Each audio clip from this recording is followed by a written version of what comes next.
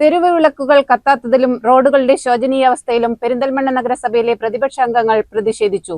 ഉപരോധ സമരം നഗരസഭാ പ്രതിപക്ഷ നേതാവ് പച്ചേരി ഫാറൂഖ് ഉദ്ഘാടനം ചെയ്തു.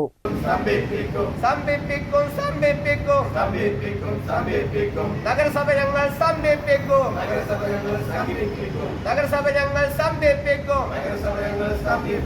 താക്കീതായി പറയുന്നു.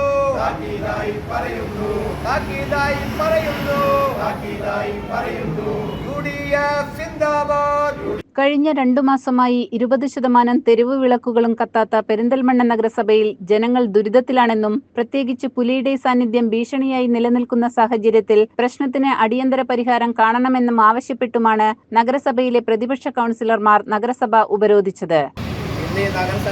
നഗരസഭയ്ക്കുള്ളിലുള്ള റോഡുകൾ പോലും പൂർത്തീകരിക്കാൻ കഴിയാത്ത ഒരു സാഹചര്യം നിലനിൽക്കുകയാണ്.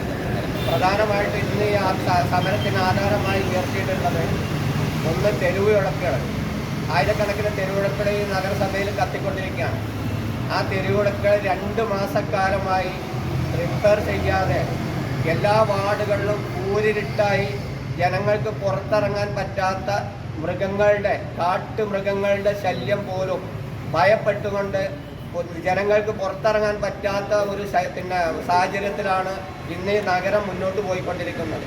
ഇത് ഭരണസമിതിയുടെ ശ്രദ്ധയിലും കൗൺസിലിനും ഉന്നയിച്ചിട്ട് പോലും ഈ 2 മാസം കഴിഞ്ഞിട്ട് പോലും അതൊന്ന് റിപ്പയർ ചെയ്യാൻ പോലും സാമാന്യ ഒരു സംവിധാനം ഒരുക്കാൻ പോലും ഈ ഭരണസമിതിക്ക് കഴിഞ്ഞില്ല എന്നുള്ളത് ഈ ഭരണസമിതിയുടെ കൊള്ളരുതായ്മ കാണിക്കുന്ന ഒരു സൂചന മാത്രമാണ്. കൗൺസിലർ പത്തത്ത് ജാഫറിന്റെ അധ്യക്ഷതയിൽ ചേർന്ന ഉപരോധ സമരം നഗരസഭാ പ്രതിപക്ഷ നേതാവ് പച്ചേരി ഫാറൂഖ് ഉദ്ഘാടനം ചെയ്തു. തകർന്നു കിടക്കുന്ന റോഡുകൾ മുഴുവൻ റീടാറിംഗ് ചെയ്യുക, ഒലിങ്കര ഫ്ളാറ്റ് സമുച്ചയത്തിലെ മാലിന്യ സംസ്കരണത്തിന് അടിയന്തര പരിഹാരം കാണുക തുടങ്ങിയ ആവശ്യങ്ങളും പ്രതിപക്ഷം ഉന്നയിച്ചു. കൗൺസിലർമാരായ മുഹമ്മദ് സുനിൽ, താമരത്ത് സലീം, ജിതേഷ്, തസ്നീമ ഫിറോസ്, തസ്നീം അക്ബർ, കൃഷ്ണപ്രിയ, ശ്രീജിഷ, നിഷ സുബൈർ, ഹുസൈൻ റിയാസ്, സജ്ന ഷൈജൽ എന്നിവർ ഉപരോധത്തിൽ സംസാരിച്ചു. CCN പെരിന്തൽമണ്ണ.